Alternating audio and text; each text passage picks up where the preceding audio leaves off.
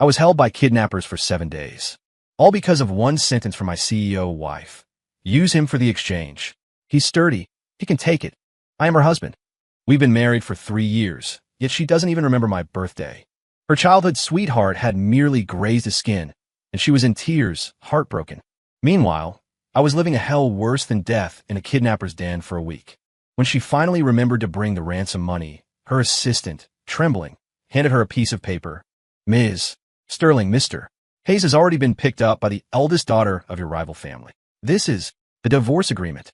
When the phone rang, I was stewing soup for her. Elena Sterling's voice cut through the receiver, cold, urgent. Julian has been kidnapped. I turned off the stove.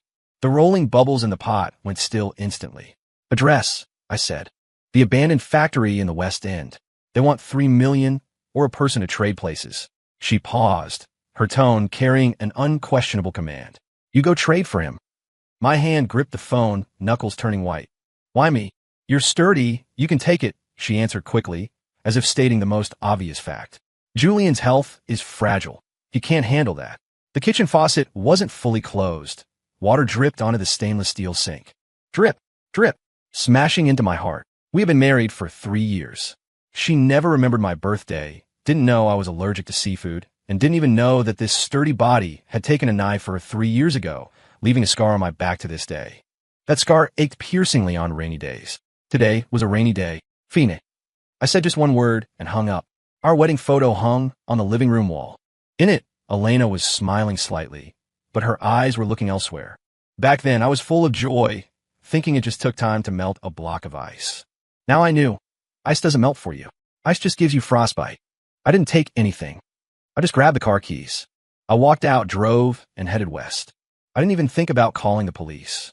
Because I knew that for Elena Sterling, Julian Thorne's safety was more important than anything else, including my life. The doors of the abandoned factory were wide open, like the mouth of a giant beast. I walked in. Darkness swallowed me. Then came the 7 days. How long is 7 days?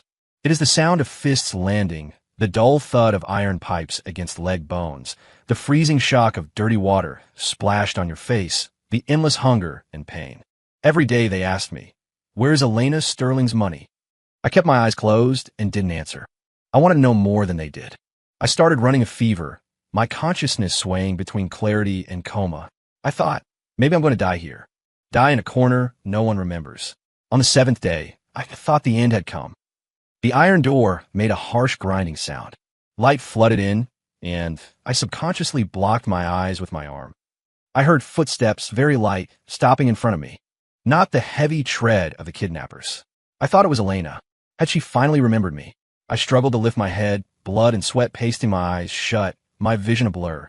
Against the backlight stood a silhouette. Tall, slender, but not her. A strange female voice spoke, cool and clear. Caleb Hayes. I didn't have the strength to answer.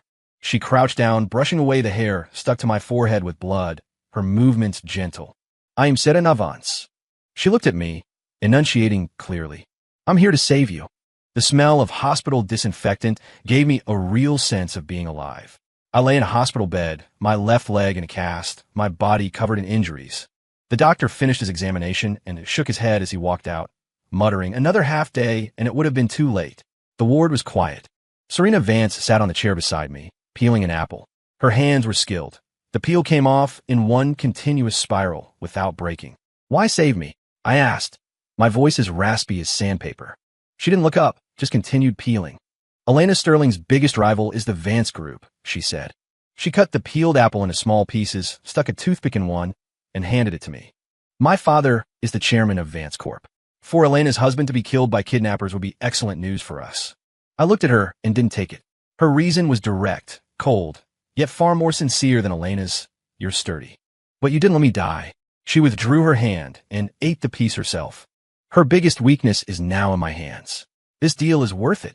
I pulled at the corners of my mouth, but it tugged at the wounds on my face, making me hiss in pain. She didn't come, I said, stating a fact that seemed to have nothing to do with me. No, Serena said. When my people arrived, the kidnappers were getting ready to dispose of you. They waited 7 days and didn't see a dime. It was expected. My heart didn't even ripple. It was like stagnant water. Maybe it had already died on the way to the factory. Do me a favor, I said. Serena raised an eyebrow. signaling me to continue. Find me a lawyer. Half an hour later, a lawyer in a suit appeared in the ward. I leaned back against the headboard and, in the clearest language possible, stated my demands. The lawyer's pen flew across the notepad. Mr. Hayes, are you sure? Regarding the division of assets. I'm leaving with nothing, I interrupted him. Everything that belongs to her, give back to her. Everything I had before the marriage stays mine. She bought the house, it's hers. I bought the car, it's mine. The lawyer paused, then nodded. Understood. Also, I looked at him, please get this divorce agreement to Elena Sterling, to the CEO, as soon as possible. Now. After the lawyer left, the ward fell silent again. Serena looked at me, her eyes holding a hint of curiosity. You don't seem surprised at all. No. I closed my eyes. The darkness of those 7 days flashed through my mind. It was enough. Meanwhile, at a private hospital on the east side of Chicago, Elena Sterling was nervously watching a doctor dress a scratch on Julian Thorne's hand. Doctor, will it scar? His skin is very sensitive. Rest assured, Ms. Sterling, it's just a superficial scratch. Julian, face pale, leaned against Elena and said weakly, Elena, it's all my fault. If I hadn't insisted on going out to sketch. It's not your fault. Elena immediately soothed him, her voice a gentleness I had never heard. It's my fault for not protecting you. Her assistant rushed in, looking awkward. Ms. Sterling, the $3 million is ready. The kidnappers. Only then did Elena seem to remember something, frowning slightly. Is Caleb still with them? Her tone held a trace of impatience, as if I weren't her husband, but a nuisance. Let's go ransom him. She stood up and said to Julian, wait for me here, I'll be back soon. The convoy drove toward the abandoned factory in the west. Elena sat in the back seat, thinking about what attitude she should take when she saw Caleb. Give him some money to smooth things over? He had always been obedient and easy to dismiss. She had already prepared her speech. The car stopped at the factory entrance. The surroundings were dead silent. The assistant's phone suddenly rang. He answered, the color draining from his face instantly, his body starting to tremble. Ms. Sterling. He hung up, turned around shaking, and pulled a document just received via fax from his briefcase. Ms. Sterling, the assistant's voice cracked. Mr. Hayes. He's already been picked up by the eldest daughter of the Vance family. What did you say? The assistant handed the paper to her. At the top were the glaring words, Divorce Settlement Agreement. He dares. Elena snatched the paper, her gaze falling to the end. In the signature block, the name Caleb Hayes was written with sharp strokes, as if trying to cut through the paper. She gripped the agreement tight, knuckles white from the force. Impossible. Caleb, that man, was always docile and silent in front of her.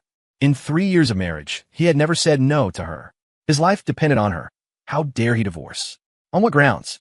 Where is he now? Elena's voice was cold as ice. The assistant answered fearfully, it seems. He's at a private sanatorium owned by Serena Vance. Drive. Go there. She crumpled the divorce agreement into a ball and threw it hard at the assistant. A rage of being betrayed by her own possession burned away her reason. She was going to drag him back and ask clearly who gave him the guts. She dialed Caleb's phone. The number you have dialed is powered off. She dialed again. Still off. Elena sat in the car, her chest heaving violently. She remembered 3 years ago when she needed a husband with a simple background to deal with family pressure to marry and those suitors with ulterior motives. Caleb appeared. His background was ordinary, his personality dull, but he looked at her with a light she didn't understand. She chose him. She thought he would be like a handy tool, staying forever where he belonged. Now, the tool wanted to rebel against its master. Meanwhile, on my end, the hospital transfer was arranged. Serena was efficient. She found me a high-end recovery center with tight security and a quiet environment. Elena won't find this place, she said. Just focus on healing. I lay in the new hospital bed, looking at the green trees outside the window. Thank you. No need. Serena sat by the bed, looking at my leg. What do you plan to do next? Heal up, finish the divorce, and then start my own life, I said. What kind of life? I thought for a moment. Writing code. Before marrying Elena, I was a programmer. My skills were decent.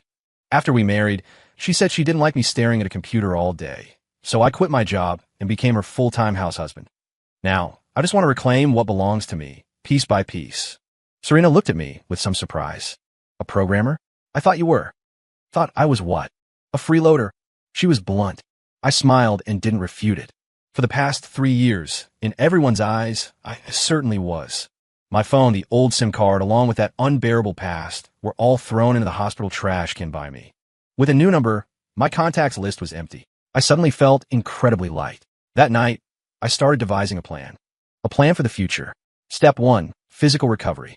Step 2, cut ties with Elena legally and completely. Step 3, establish my own software studio. Although I hadn't worked for a few years, I hadn't lost my expertise, and my head was full of ideas. Step 4, I looked out the window at the flickering city neon. Elena's company's main business was a high-end luxury e-commerce platform. Her platform had an outdated technical architecture and terrible user experience, propped up entirely by brand prestige. And the core of this technical architecture was built by me for her 3 years ago. I knew all its virtues and all its fatal flaws. When Elena found the hospital, she came up empty. The ward was empty, the bed made neatly as if no one had ever stayed there. She demanded answers from the hospital like a madwoman, only to receive the reply: the patient discharged himself and transferred. Destination unknown. She used all her connections to investigate. An hour later, her assistant gave her an address. It was a top-tier private sanatorium owned by Serena Vance. Elena rushed to the sanatorium gate, only to be stopped by security. "Sorry, Ms. Sterling. You cannot enter without an appointment. Get out of my way. I want to see Caleb Hayes." For the first time, she lost her composure so publicly, and I, watching the monitor in my room, calmly observed the hysterical woman at the gate. The woman I had loved for 3 years. Now, looking at her, my heart held only indifference. My phone rang. It was Serena. "She's here. Do you want to see her?" "No," I said. "She won't leave."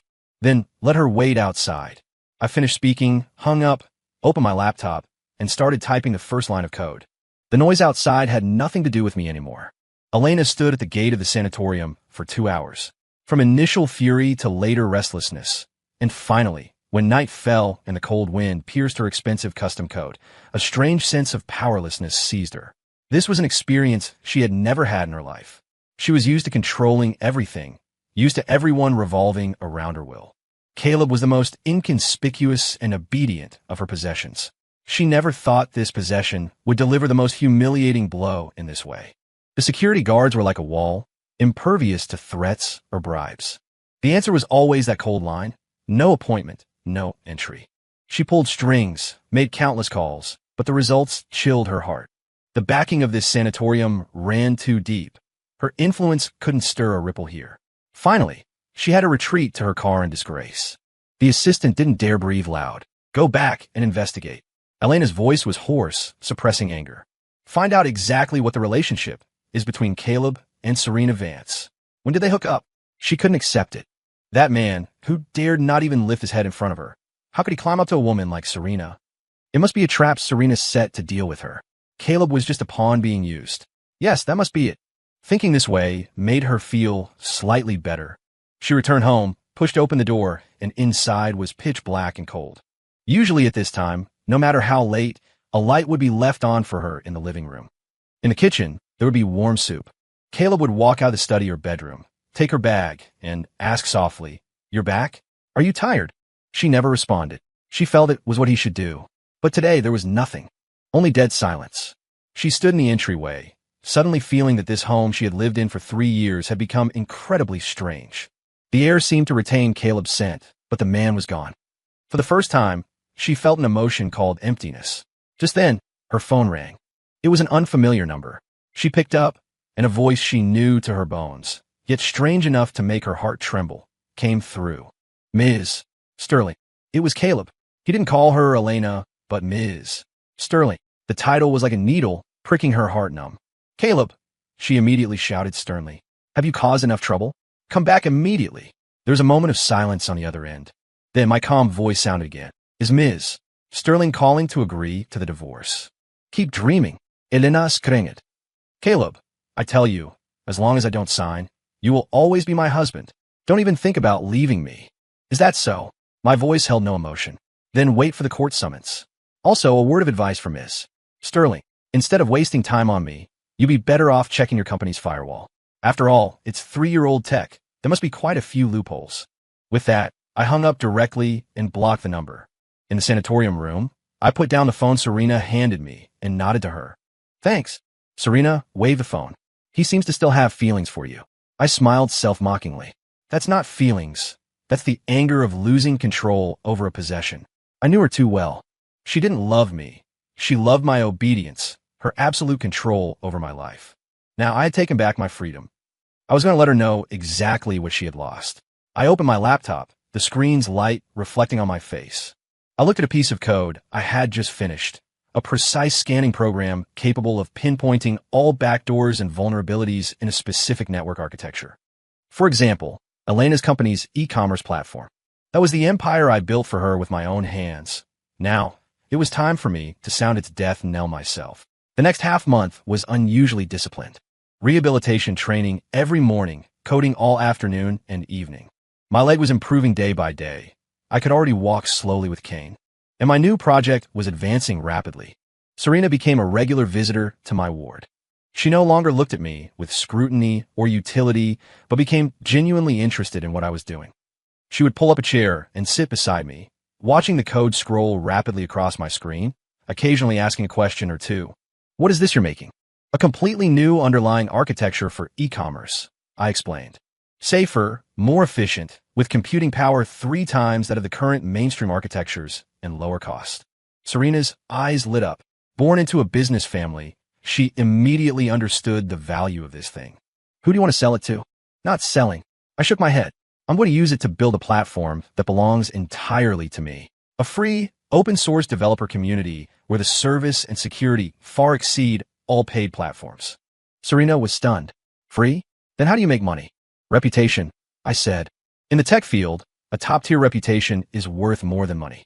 I want everyone to know who the real authority in this field is. I didn't want money. I wanted a voice. I wanted Elena to watch helplessly as the thing she once dismissed became a height she could never reach. Serena was silent for a long time, then smiled. Caleb, you're a madman. But I like it. She stood up and extended her hand to me. Let's formally introduce ourselves. Serena Vance, your future partner. Your tech, plus the Vance family's resources and channels. We can make this huge. I looked at her, then reached out and shook her hand. Caleb Hayes. Our cooperation truly began from this moment. On the other side, my lawyer reported that the divorce lawsuit wasn't going smoothly. Elena refused to sign and used her legal team to delay the court date on the grounds that marital relations have not completely broken down. She wants to drag you out, the lawyer said over the phone. Mr. Hayes, in cases like this, if one party firmly disagrees, the first lawsuit often won't grant the divorce.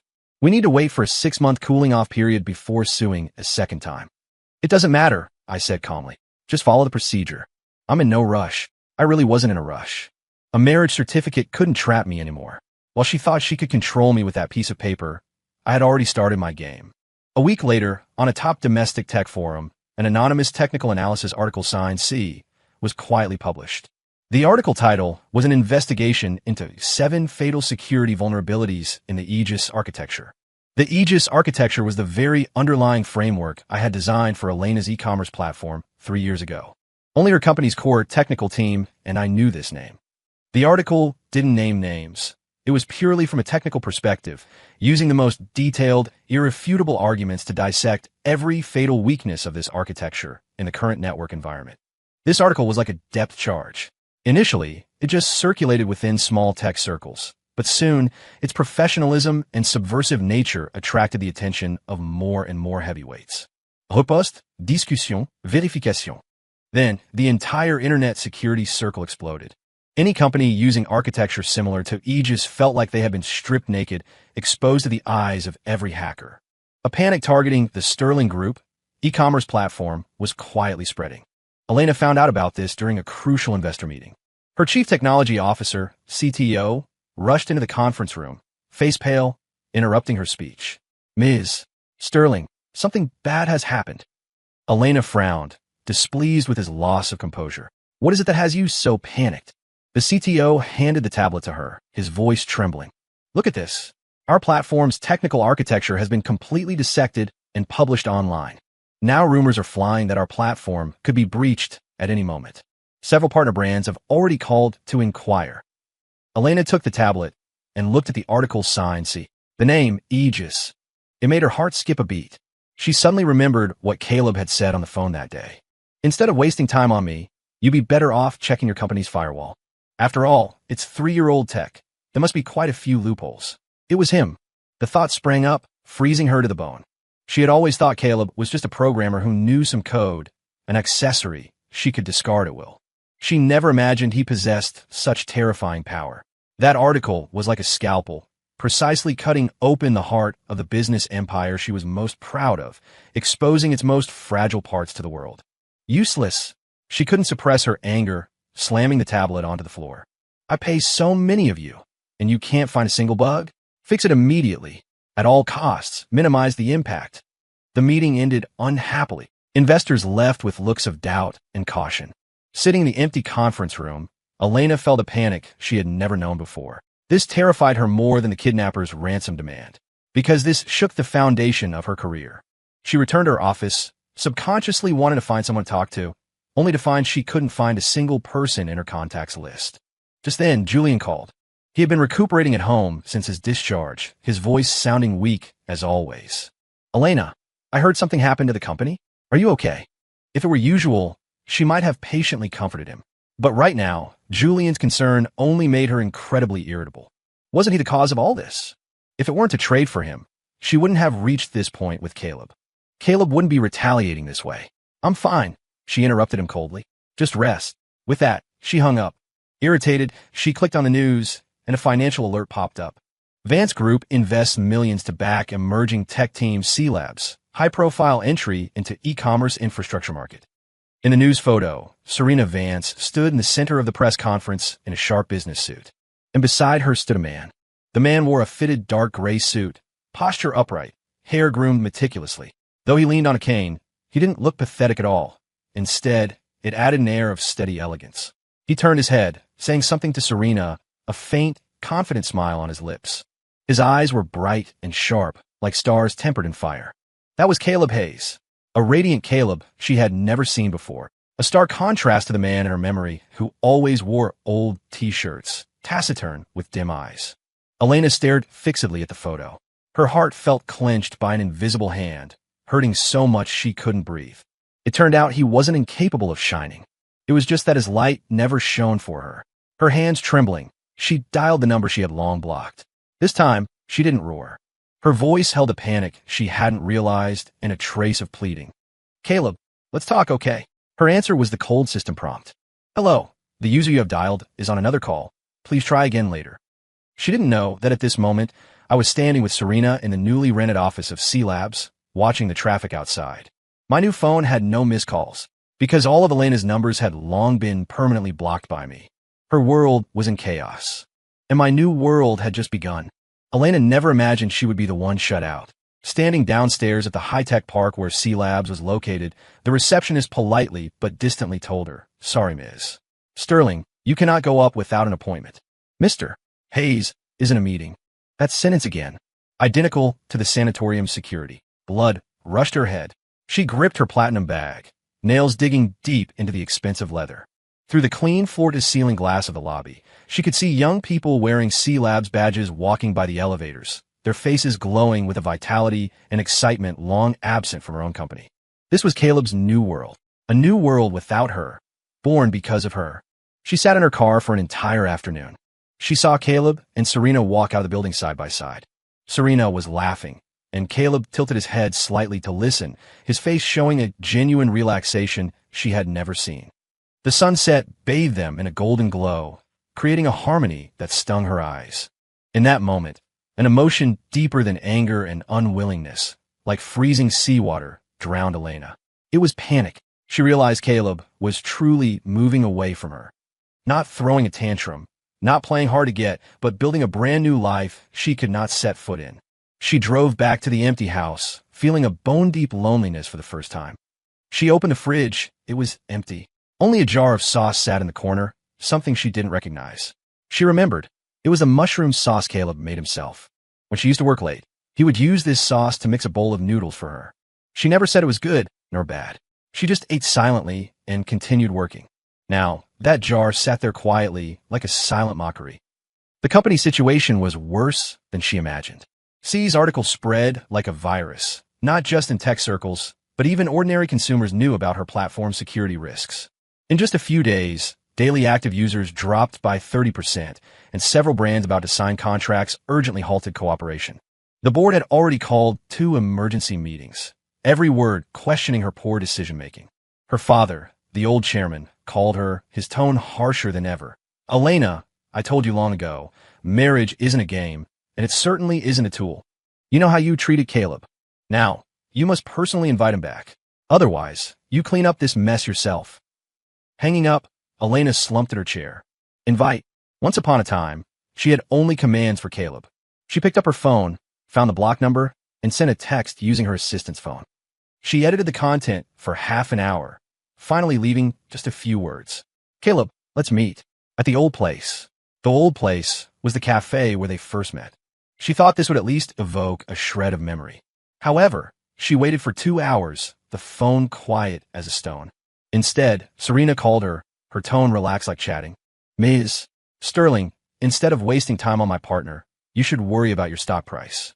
Oh, right, I forgot to tell you, Caleb is allergic to seafood. Don't crowd him in the future. I'm afraid something might happen to him." With that, Serena hung up. Elena gripped the phone, cold all over. Seafood allergy. She had never known. My first official celebration dinner with Serena was at a very private Hawaiian cuisine restaurant. C-Lab's first angel round was going smoothly. The Vance family investment was just a stepping stone. Several top VC firms had caught the scent and offered valuations far exceeding our expectations. "You're the hot commodity in the circle now." Serena poured me tea, smiling. "Those VC bosses are about to break down my door just to see you." "Just a good tech demo," I said calmly. "More than that." Serena shook her head, her eyes serious.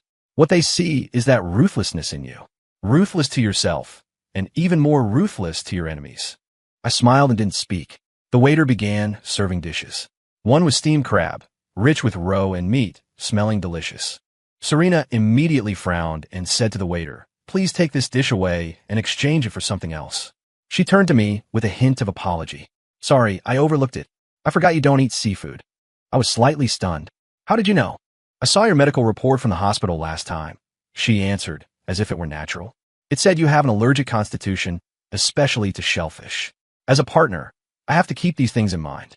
I looked at her, something in my heart gently touched. In 3 years of marriage, Elena probably only knew my name was Caleb Hayes. Yet Serena, whom I'd known for barely a month, had already memorized my physical vulnerabilities. The atmosphere of the meal was excellent. We talked about future plans, about code, the market, and how to build a grander tech empire. My spirit was relaxed and focused as never before. This was the world I truly loved and excelled in. After dinner, Serena drove me back to the sanatorium. Just as the car stopped at the entrance, a figure rushed out of the shadows and blocked the car. It was Elena. She looked haggard. Her usual exquisite makeup couldn't hide the fatigue and pallor on her face. She stared fixedly at the passenger seat, at me. I rolled down the window, looking at her expressionlessly. "Something wrong? Caleb, get out. We need to talk." Her voice was hoarse, carrying an imperceptible tremor. "I don't think we have anything to talk about," I said. "If it's about the company, you're looking for the wrong person. In business, may the best man win." "It's not about the company," she interrupted urgently. "It's about us. Caleb, what will it take for you to come back? You want money? I can give it to you. I'll give you 10% of my private shares. Is that enough?" I almost laughed out loud. Even now, she still thought everything could be measured by money. "Ms.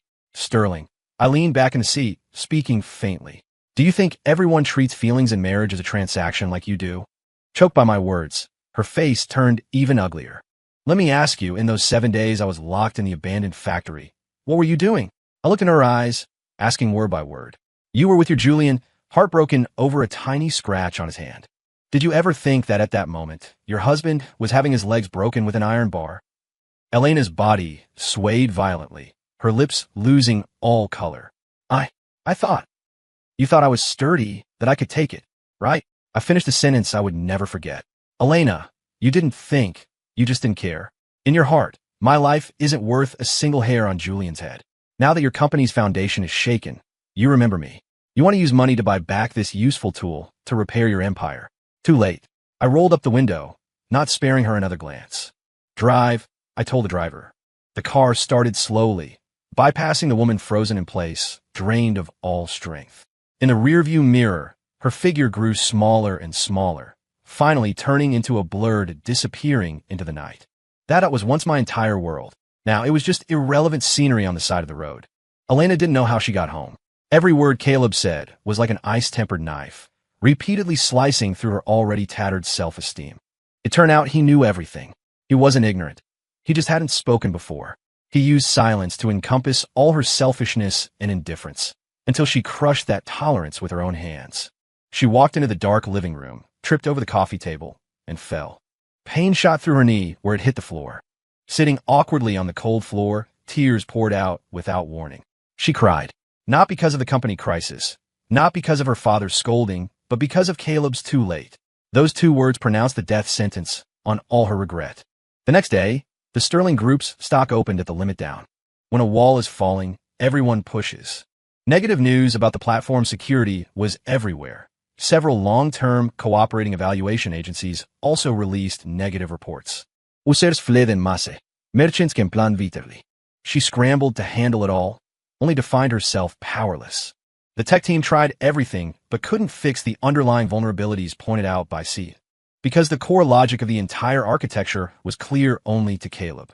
Just as she was mentally and physically exhausted, Julian came to the company.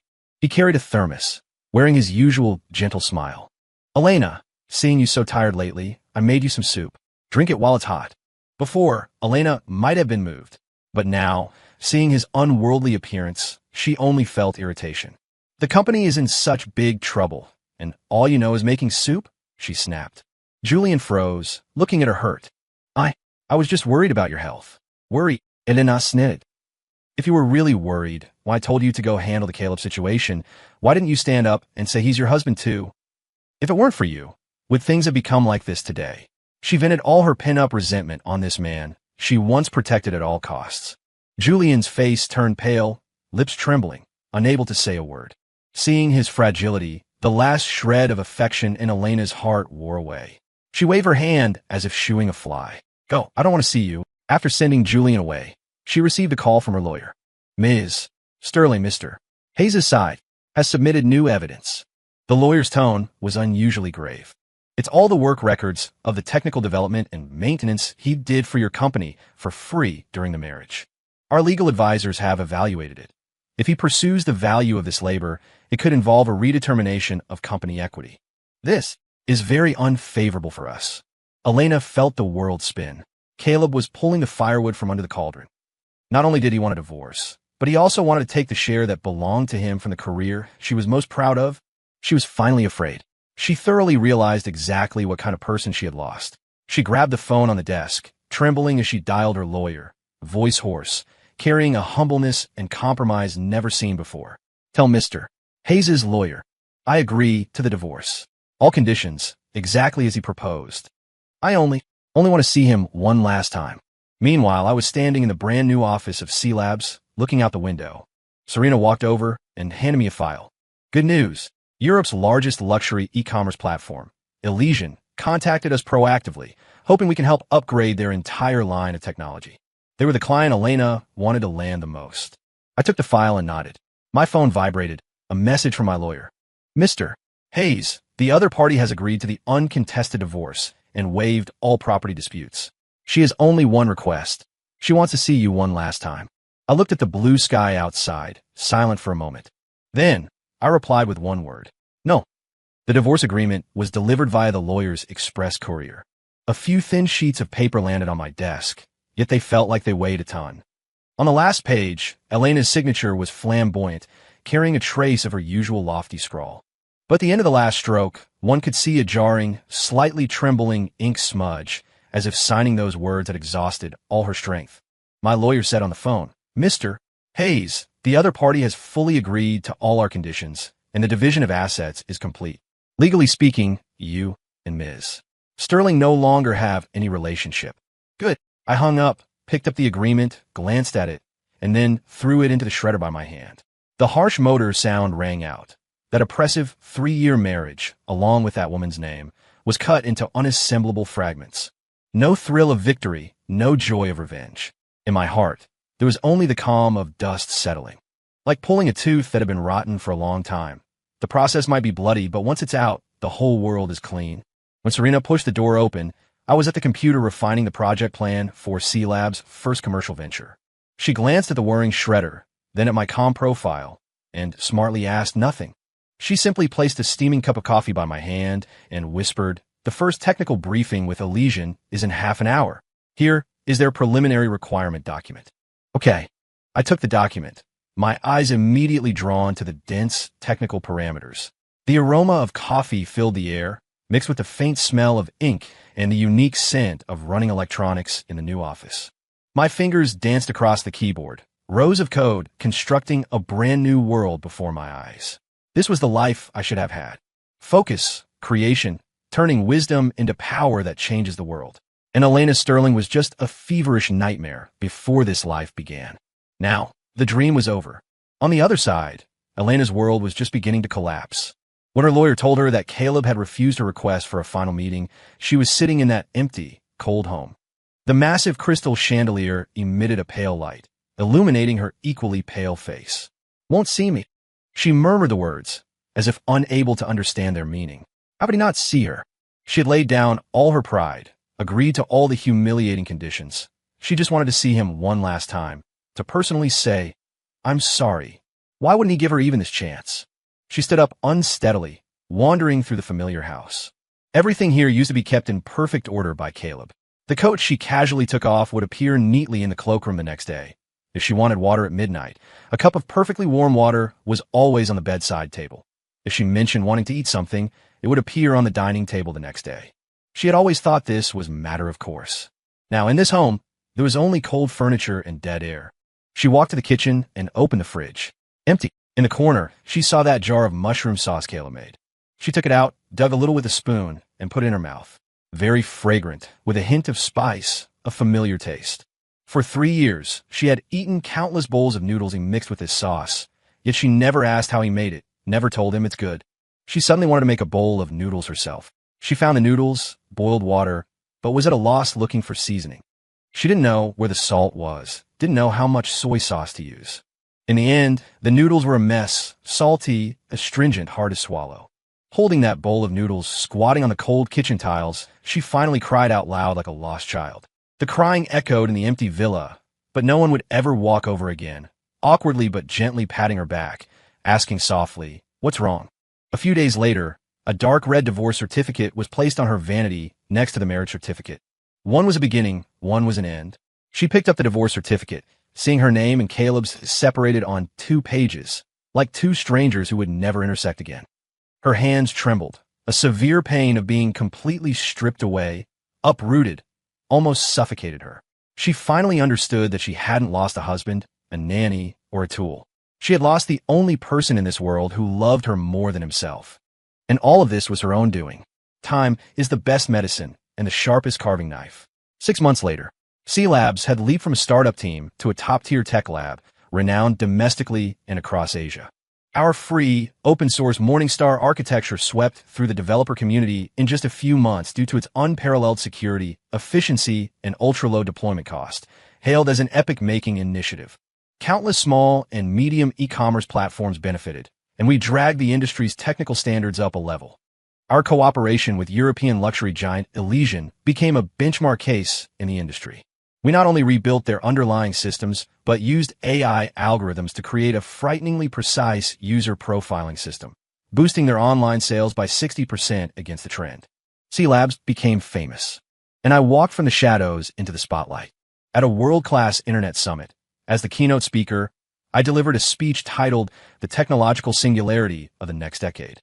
Wearing a suit Serena chose for me, I stood in the center of a venue holding thousands. Behind me, a massive LED screen flashing the starry logo of our Morningstar architecture.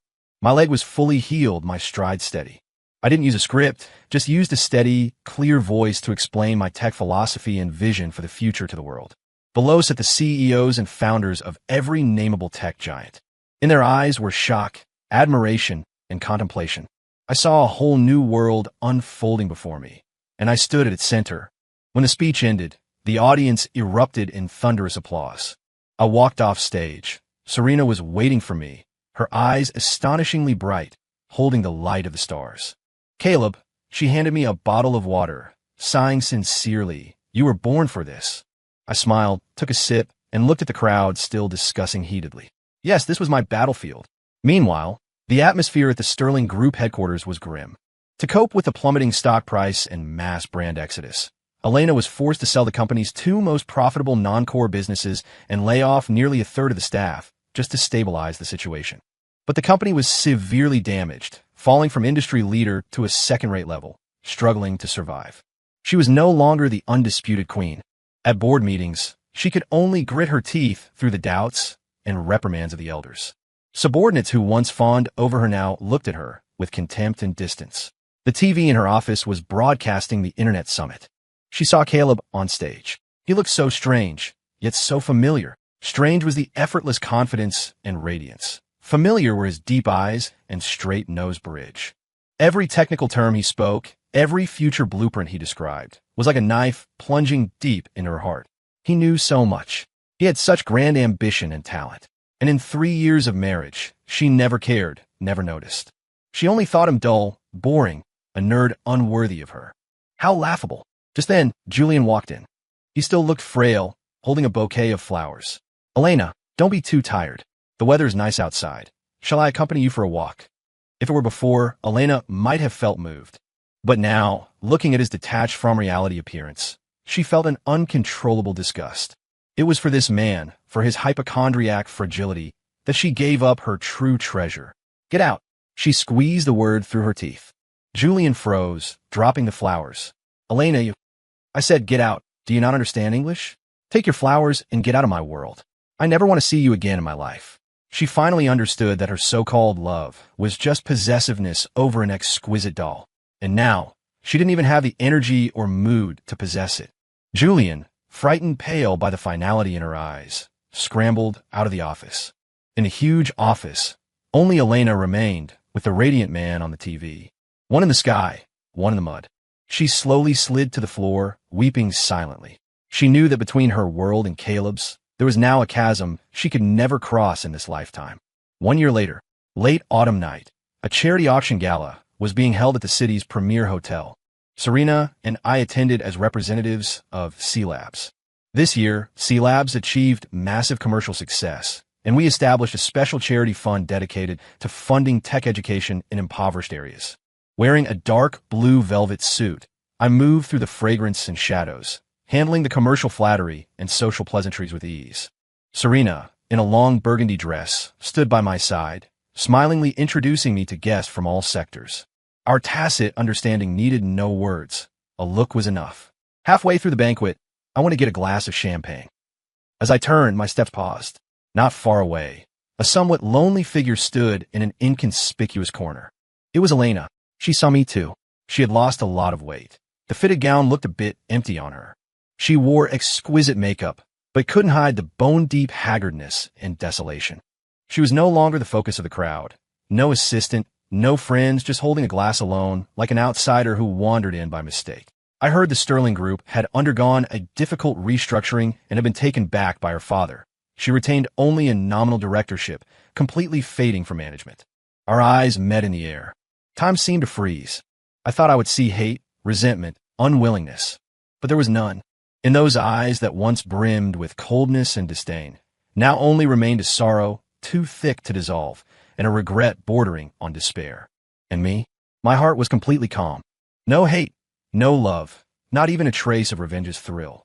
I was looking at a stranger, a passerby, with no connection in my life. The pain of those 3 years, the torture of that week, seemed to have turned into a black and white movie I had watched, the plot twisted but distant. I gave her a slight nod. It was the most distant, polite gesture, like a farewell, or like saying, everything is in the past. Then, I turned around and walked towards Serena without hesitation. Elena watched my retreating back, watched me walk naturally to Serena, watched Serena smile and adjust my bow tie, watched us whisper and laugh. The glass in her hand slipped and shattered. Red wine bloomed on the carpet like blood. But no one looked back, and no one cared. Serena noticed my distraction and asked softly, "What's wrong?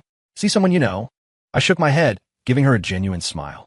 "No, just thought the lighting tonight is nice." She smiled too, eyes curving like crescents. The auction continued. One item was a star model made of discarded electronic components by children in the mountains, rough but full of imagination. The starting price wasn't high, but no one bid. I raised my paddle. After a few rounds, I won it. Serena asked, puzzled, "You like this?" "No." I looked at the model and said softly, "I want the child who made this to know that someone sees his dream." Serena looked at me, something in her eyes turning incredibly soft. The banquet ended, and we walked out of the hotel side by side. It was drizzling outside, very similar to the day I was rescued from that factory a year ago. A car stopped in front of us, the driver opening the door. I didn't get in immediately, but stopped, turned to look at Serena. Raindrops landed on her hair. The street lamp haloed her in soft light. "Serena." I looked seriously into her eyes. Tomorrow, let's go look at houses," I said. Serena paused slightly. Then immense surprise and joy burst from her eyes, startlingly bright. She didn't speak, just nodded vigorously, eyes slightly red. I reached out and gently held her hand. Her hand was warm. We got into the car together, driving smoothly into the rainy night. I didn't look back at the brightly lit hotel, nor did I think about the woman living in regret. My new world had already begun. Outside the window, the city neon flowed like a galaxy leading to the future. And this time, I was no longer alone. The house hunting was faster than I imagined. Serena didn't choose those gaudy, overly ostentatious mansions, but took me to a hillside villa area in the eastern suburbs. Far from the noise, shaded by trees, every unit enjoyed excellent privacy and wide views. We finally chose a modern glass villa. 3 sides were massive floor-to-ceiling windows. Standing in the living room, you could take in the distant city skyline and the nearby mountains and lakes. "I like it here." I stood on the second-floor terrace, feeling the fresh mountain breeze. "It's quiet." Serena hugged me gently from behind, chin on my shoulder, smiling. "I knew you'd like it. It's a 40-minute drive to the office, not too far, not too close." Most importantly, she pointed to a detached annex next to the villa that can be converted into your exclusive lab. "Soundproof it well, and even if you run servers sounding like jet engines, I won't hear in the main house." My heart warmed. I turned and pulled her into my arms. "Thank you, Serena." "Thank me for what?" She looked up, my reflection in her eyes.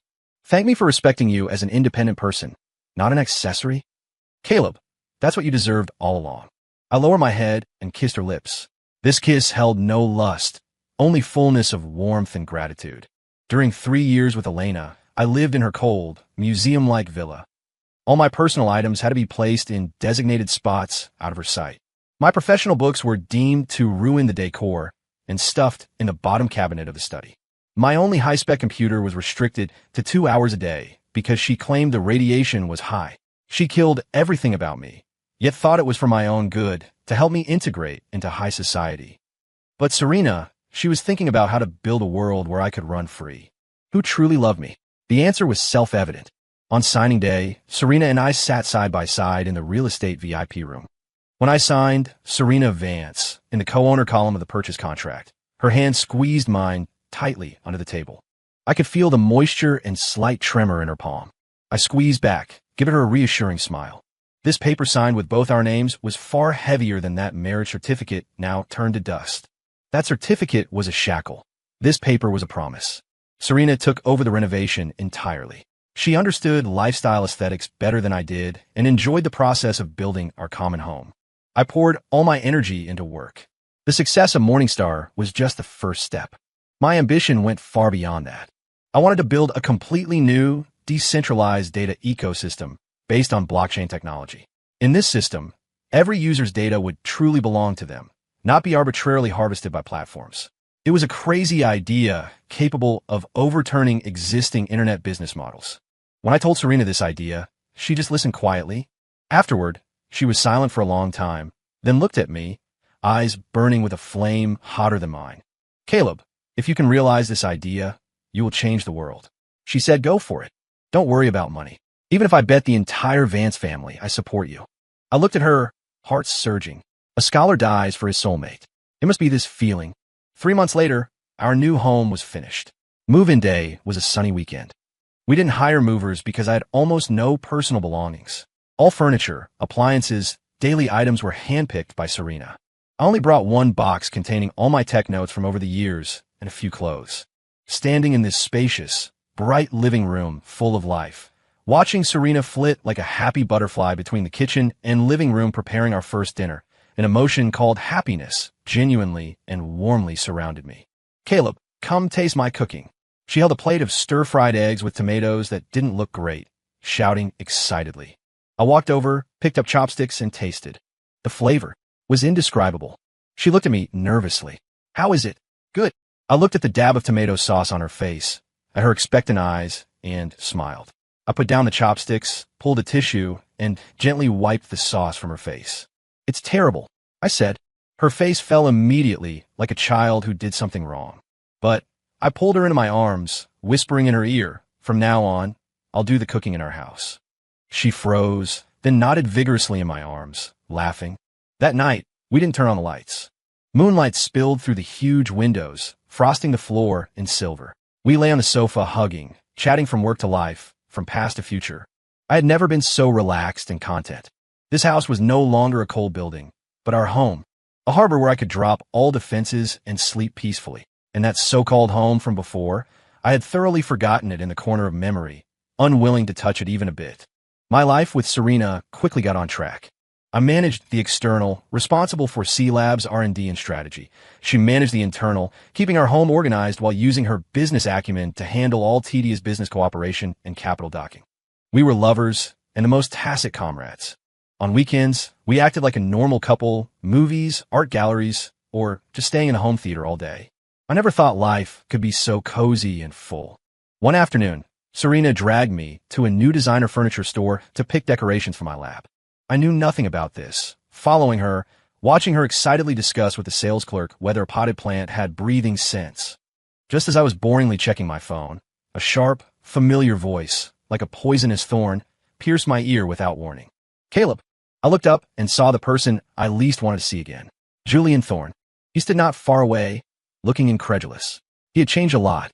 The man who used to wear clean white shirts, radiating an unworldly artistic aura, now looked wretched.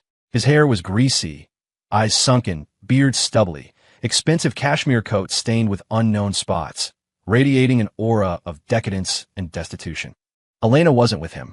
Seeing me, he was first shocked, then a complex mix of jealousy, resentment, and humiliation flashed across his face. His gaze fell on me, from my tailored suit to the Patek Philippe Serena gave me, finally settling on Serena, who was looking back at me. Serena's beauty and elegance were things the Ice Mountain CEO, Elena, didn't possess. She was like a warm, bright flame. Just standing there was enough to attract everyone's gaze. This stark contrast clearly stung Julian deeply.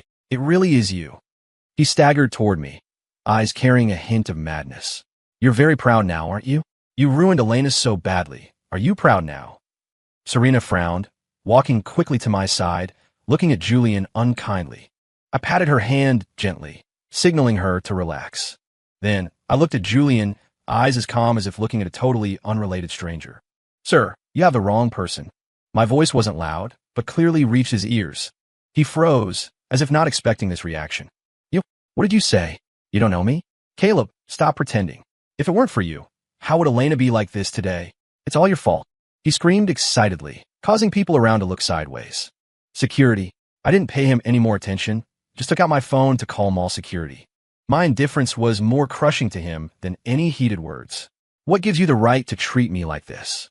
He suddenly rushed forward, trying to grab my collar. "You ruined her, and you ruined me. You despicable villain." I didn't even move. A figure blocked him faster than me. It was Serena.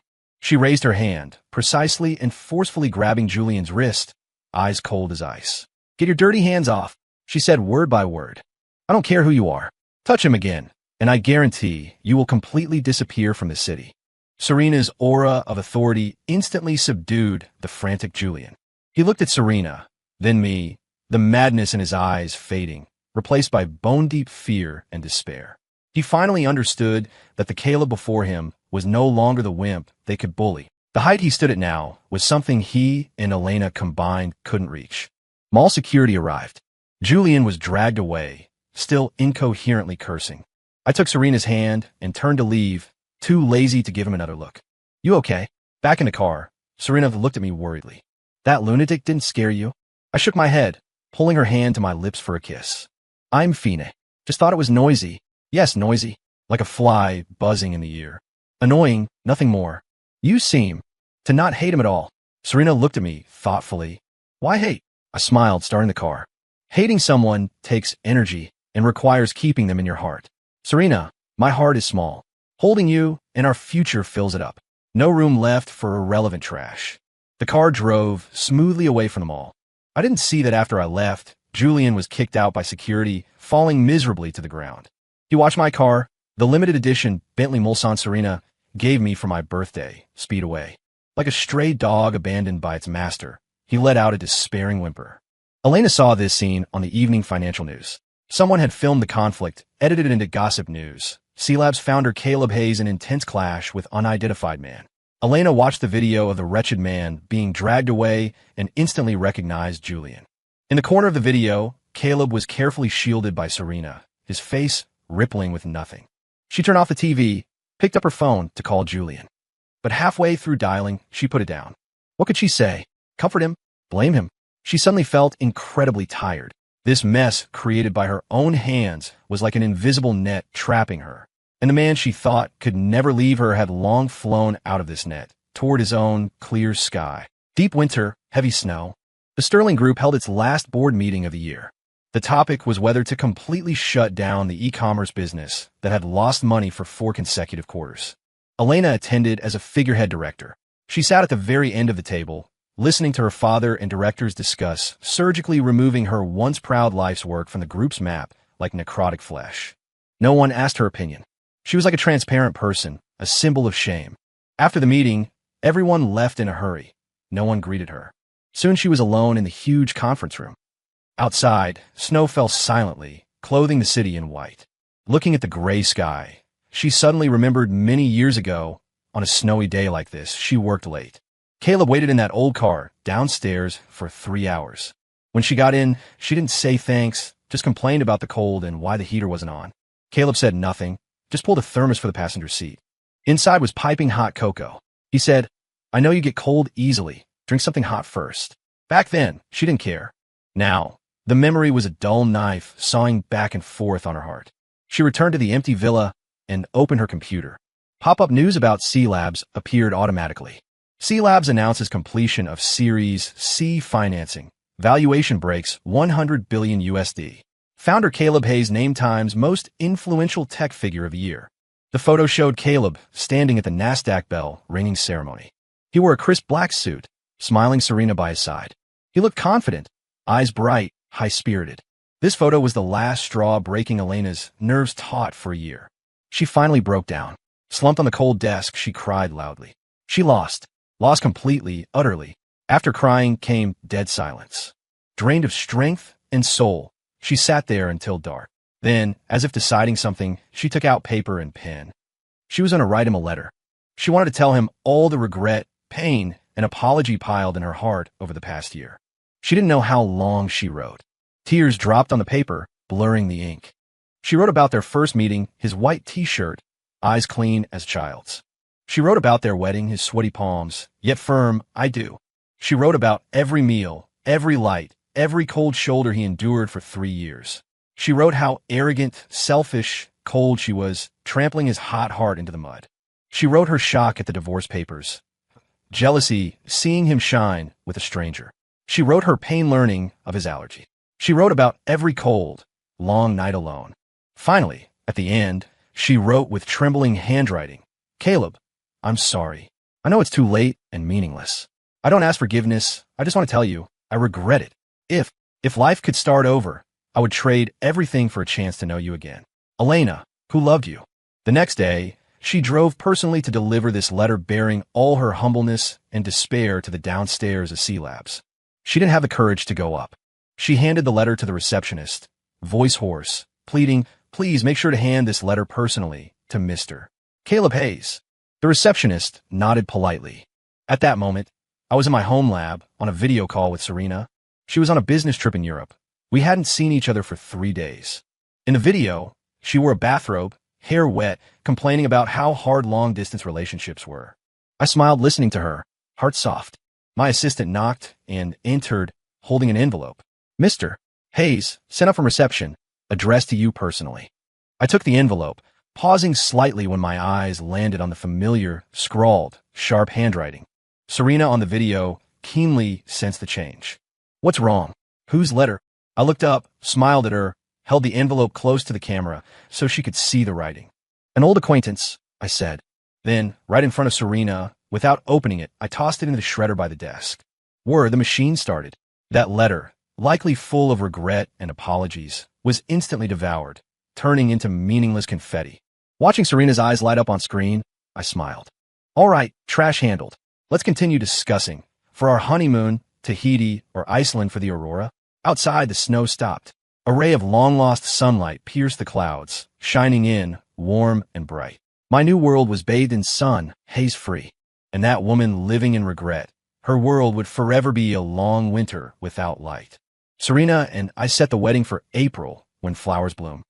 The location was a private island bought by the Vance family, closed to the public, inviting only closest family and key partners. But news of the wedding swept the globe like a hurricane, hitting front pages of all major financial and tech media. Tech mogul Caleb Hayes weds heiress Serena Vance. C-Labs and Vance Group Alliance may rewrite global tech landscape. The news used a photo of us smiling at each other from the summit. This photo replaced news of Elena's company liquidation as the hottest topic among elites. Elena saw the newspaper in her father's study. The massive headline stung her eyes. Caleb's smile was radiant, something she had never seen. That light made her feel like dust. Her father, the old man who once scolded her strictly, now looked at her with a long sigh. Elena, it's time to let go. He isn't your Caleb anymore. From the moment you push him into that fire pit, he wasn't. Elena didn't speak, just gripped the newspaper, knuckles white. How did she let go? Everything Caleb had now, glory, status, wealth, and that woman should have been hers, if she hadn't been so stupid. But there are no ifs. She could only watch as the internet flooded with reports of the century's wedding. The invitation was designed by Caleb himself, a card thin as a cicada's wing with an embedded chip. When guests tapped it with NFC, a beautiful code-generated star animation bloomed on screen, forming the time and place. This alone ignited the tech world again.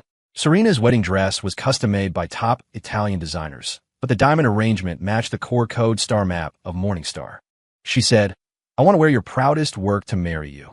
Everything about the wedding was stamped with us, full of love and respect. Elena could only watch bit by bit through a cold screen, like a movie stinging every nerve. The night before the wedding, she dreamed. She dreamed of their wedding 3 years ago. A pure business union, no friends, no blessings, just lawyers. She wore a business suit, never smiling. Caleb wore a rented suit, standing nervously. When asked if she was willing, she was silent for a long time, until Caleb paled. Finally, she gave a cold N. She remembered the hurt flashing in Caleb's eyes. But she didn't care. Now, waking up in an empty room alone, she understood what treasure she had thrown away. Wedding day, the island was sunny, breeze gentle. Serena and I stood under the floral arch, exchanging rings. Looking into her eyes, I made my vow. Serena, you were the only light that shone into my deepest darkness. You found me, saved me, completed me. From now on, my life, my talent, my everything shines only for you. You are my morning star. Serena's eyes reddened. She smiled through tears. They say I'm a successful investor. Caleb, investing in you is the most successful, happy deal of my life. I invest my life in you. No hedging, no exit clause only. I love you. Applause thundered. I held her, kissing her deeply amidst blessings. Thousands of miles away, Elena watched the live stream. Seeing us kiss, her heart felt crushed by a giant hand. She couldn't breathe, blacked out, and lost consciousness. The reception was on the open-air lawn. Guests toasted, laughing. A jazz band played. Serena and I changed in a lighter formal wear, weaving through the crowd. Mr. Hayes, Mrs. Hayes, congratulations. A match made in heaven. Caleb, happy wedding. We fully support C-Labs' next project. I responded with a smile, at ease. Serena held my arm, glowing with happiness. As we talked to a Silicon Valley investor, a waiter passed by head down. Brushing past, he stumbled, and the champagne on his tray flew straight at Serena's dress. I reacted fast, pulling Serena behind me, blocking the liquid with my back. Cold wine soaked my jacket. Sorry, Mr. Hayes. The waiter turned pale, bowing profusely. Serena checked me nervously. Caleb, you okay? Did it burn? I'm fine, just wine. I patted her hand, then looked at the panicked waiter. My gaze was calm, but piercing. Under my stare, he trembled, eyes shifting. I realized instantly this wasn't an accident. Who told you to do this? The waiter dropped to his knees, pointing to the shadows of the palm trees. It was her, Ms. Sterling. She said if I splashed wine on Mrs. Hayes, it made her look bad. She'd give me $1,000,000. Everyone looked. In the shadows stood a woman in a black dress. Thin, pale in the moonlight. It was Elena Sterling. She must have paid a fortune to sneak onto the island. Guests' gazes focused on her like searchlights, contempt, shock, amusement. Elena froze, exposed, looking like a drowned dog stripped of fur. She hadn't expected to be exposed so disgracefully. She wanted to flee but couldn't move. Serena's face went cold. Someone pulling such a dirty trick at her wedding was a provocation to the Vance family. She was about to explode, but I held her hand, shaking my head. I took off the soaked jacket, handed it to a waiter, and walked step by step toward Elena. My pace was steady. Every step stepped on Elena's heart. She watched me approach, watched my handsome face devoid of warmth, and started shaking uncontrollably. Fear, shame, and a shred of humble expectation she hadn't even realized intertwined in her heart. What did she expect? That I would care for her dignity like before? Pull her aside and handle it quietly? I stopped in front of her. 3 steps between us. A once intimate distance, now a chasm. I didn't look at her, but waved to the head of security nearby. Manager King. My voice was calm, carrying an unquestionable order. Please escort this lady off my island. I used please, but the ice and expulsion in the tone were clear to everyone. I didn't even say her name. Elena Sterling. I was too lazy to speak those 2 words. Caleb. Elena looked at me, lips trembling, emitting a mosquito-weak sound. I didn't mean to. I just wanted to see you. Still using such laughable lies. I finally looked at her the first time tonight. No anger, no disgust, only pure, thorough indifference. Like looking at a stone, a meaningless dead object. Ms. Sterling. I spoke, voice not loud, but audible to all. First, I have no relationship with you. My wedding does not welcome you. Second, today is my wife Serena's most important day. You try to hurt her, the Vance family will settle this account. Third, I leaned in, whispering so only we 2 could hear like a sentence. Stop disgusting me with your pitiful tricks. I know what kind of person you are better than anyone. Your regret is only because you lost a useful tool, not because you love me. I straightened up, not looking at her again. 2 large security guards walked up, grabbing Elena's arms. No, Caleb, you can't do this. Listen to me. Elena finally broke, struggling violently like a madwoman. I really know I was wrong. I love you. Caleb, I love you. This, I love you, arriving 4 years late, sounded incredibly ironic and cheap here. I didn't look back. I raised my hand to the band, signaling to continue. Jazz played again, as if the farce never happened. Guests toasted again, shifting eyes away from the pathetic woman. Ignoring is the highest level of contempt. Elena's cries were dragged further away, swallowed by waves and music. I walked back to Serena, picked up a fresh champagne, handed it to her, smiling gently.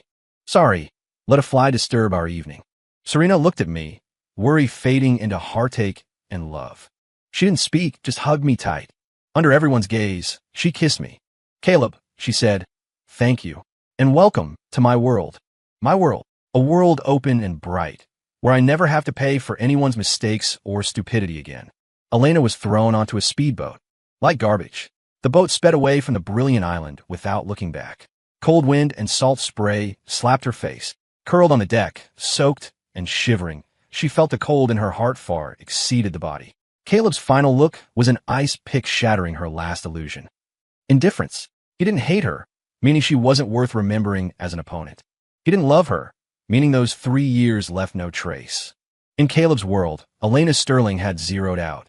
The speedboat rose and fell on the dark sea. The island became a blur, vanishing. Like her life, falling from brilliance to infinite darkness. She remembered a year ago, sitting in the car watching Caleb and Serena leave. Then it was unwillingness. Now only despair. The kind where you don't even have strength to cry. She finally understood. Caleb wasn't taking revenge. He was just living his life. A life with stars and sea, and she was just a clod of mud he stepped on before reaching them. He didn't even look back to see if he crushed it. He just wiped his shoe and walked on. When the boat docked, it was dawn. Elena walked off like a ghost. Her father's men waited. Bodyguards looked at her with disdain, but approached professionally. Miss, the chairman wants you back. Back. Where could she go? Back to the Sterling estate. Her father sat in the living room, awake all night. Seeing her ghost-like state, he felt no pity, only anger. Slap. A loud slap landed on her face. How long will you shame the family? The old man shook with rage. How did I birth such a stupid, shameless daughter? Because of your stunt last night? All the partners we were talking to canceled this morning. They say the Sterling family has no morals. Elena covered her burning face, listening numbly. From today, you stay home. Nowhere else. The old man pointed at her. I'll announce you need long-term rest for mental health. Your brother will take the company. You stay put until you die. This was a life sentence. Elena looked at her father, seeing only cold rejection. Her life was over. Thousands of miles away, morning sun poured into our room. I opened my eyes to see Serena sleeping quietly in my arms. Last night's farce didn't affect us. I kissed her forehead. She woke, nuzzling into me like a kitten. Good morning, Mr. Hayes. Good morning, Mrs. Hayes. We smiled. Outside, blue sea, blue sky. Our new chapter formally began on this perfect morning. As for the woman left in darkness, who was she? We had long forgotten. Time heals all, washes all. 2 years passed. The world changed. C Labs launched the Singularity global public chain under my ecosystem vision. Secure, efficient, practically zero cost, it overturned the traditional data industry, opening the Web 3.0 era. I was no longer just a businessman, but the godfather of this new era. My name was etched in history. My bond with Serena deepened. Our son, Leo, was a year and a half old, smart and lively. Serena gradually stepped back from Vance Group affairs, focusing on family and charity. She wasn't just the Iron Lady of business anymore, but a gentle, wise wife and mother. But only I knew that her resilience and vision were the solid shield supporting me all the way. Today was C Lab's 5th anniversary and the Singularity Developer Conference. The venue was the National Convention Center, packed with thousands. As the opening speaker, I looked at the expectant faces. 5 years ago, I was a discarded pawn in a factory. 5 years later, I influenced the world's future. My speech didn't look back, but painted the future, a world where everyone owns their data sovereignty. Applause thundered. I went backstage. Serena waited with Leo. Dada. Yay. The toddler clapped. I laughed, lifting him high. Serena handed me warm water, adjusting my collar. The warm picture was captured by reporters, spreading online. The tech godfather's soft side. This photo reached a person forgotten by the world via a sanatorium TV. Elena Sterling. 2 years here ground away her pride. She was a haggard patient. The wedding scandal ruined her. The family locked her here, claiming depression. Isolated, yet with TV, she watched the outside world, especially Caleb's world, become magnificent. She watched him, his wife, their child. Happiness she once could touch, but pushed away. Her heart was numb. Only a hollow regret remained, like a black hole. A nurse came. Ms. Sterling, medicine time. Elena stared at the TV. The nurse sighed, left the meds, and walked away. The TV switched to local news. A man in prison garb cried in court, sentenced to 10 years for fraud and assault. It was Julian Thorne. After losing Elena, he couldn't survive. He scammed to maintain luxury, hurt someone, and ended up in jail. His life, like hers, was ruined. Seeing Julian's regretful face, Elena laughed. A dry, hoarse laugh like a night owl. She grabbed the pills, shoved them all in her mouth, and down the water. Laughing, tears flowed. She was wrong. From the start. She mistook a fish eye for a pearl, and a pearl for mud. Now the fish eye broke, and the pearl shone in another's hand. Her world was only darkness. Leo's 3rd birthday. A small party on our lawn. Only close friends. Sunshine breeze. I was at the grill, failing at barbecue. Serena laughed, taking the tongs. Great scientist, go play with your son. I'll handle this. I kissed her cheek and obeyed. Leo played with a robot I built him. Leo liked the gift. Love it. Daddy is the best. He hugged me. I held him, looking at his clear eyes, heart soft. This was my everything. Halfway through, my assistant Marcus whispered to me. I raised an eyebrow. Let him in. A moment later, a simple-dressed, white-haired old man walked over. Elena's father. He looked aged, majesty gone. Mr. Hayes. He looked complicated. Sorry to intrude. Something wrong, Chairman Sterling? I was polite but distant. He handed me a document. This is a transfer for 30% of Sterling Group shares. I signed. You can be the majority shareholder. I didn't take it. Meaning, Elena. The old man's eyes reddened. She's dying. Late-stage cancer found last month. Doctor says. Maybe a month left. Serena and I were surprised. Her only wish before coma was to give you her shares. She says she owes you. Mr. Hayes, I know we wronged you. I don't ask forgiveness, just please see her one last time. As pity, I was silent. Honestly, her life or death stirred no ripple. I looked at Serena. She held my hand, shaking her head gently.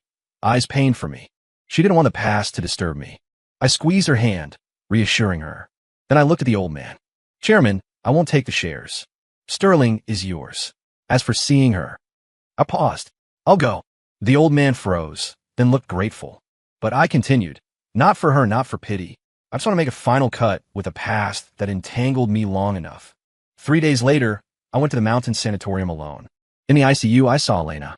Skin and bones, ventilator tubes. The proud CEO was a withered husk. She seemed awake. Seeing me, her finger moved, tears flowing from cloudy eyes. I walked to the bed, looking down.